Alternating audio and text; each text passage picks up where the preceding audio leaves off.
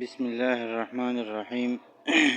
زما عزتمند ورونو، په دې ویډیو کې به زه تاسو ته نن د عربی ژبې هغه حرفونه ښایم چې هغه حرفونه ځینې د کرښې د پاسه راځي او ځینې د کرښې د لاندې راځي، او دغه حرفونه په یو جمله کې لیکلی شوي دي چې هغه جمله تاسو ته یاده وي، نو تاسو ته به هغه حرفونه هم یاد وي چې هغه د کرښې د پاس ځینې د کرښې د پاسه راځي او ځینې د کرښې د لاندې راځي.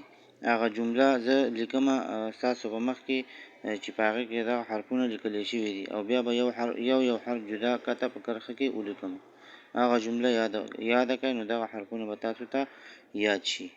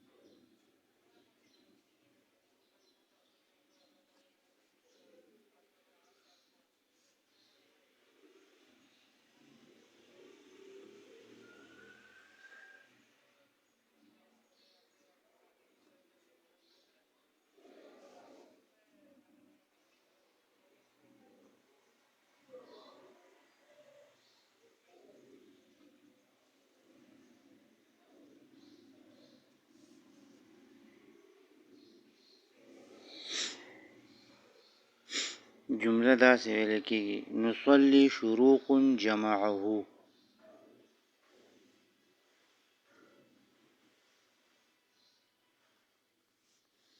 نصلي شروق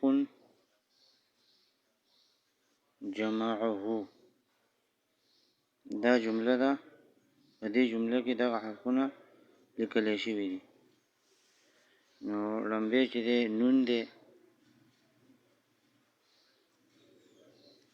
ورپسې بیا چې دی صاد دی،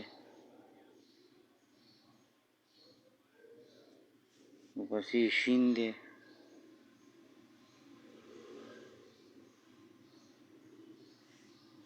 ورپسې را ده، ورپسې واو دی، ورپسې چې دی قاف دی، ورپسې جیم دی،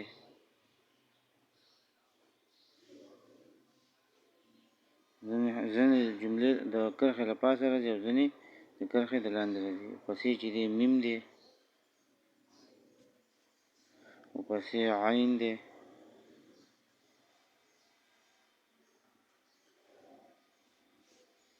ورپسې ها ده.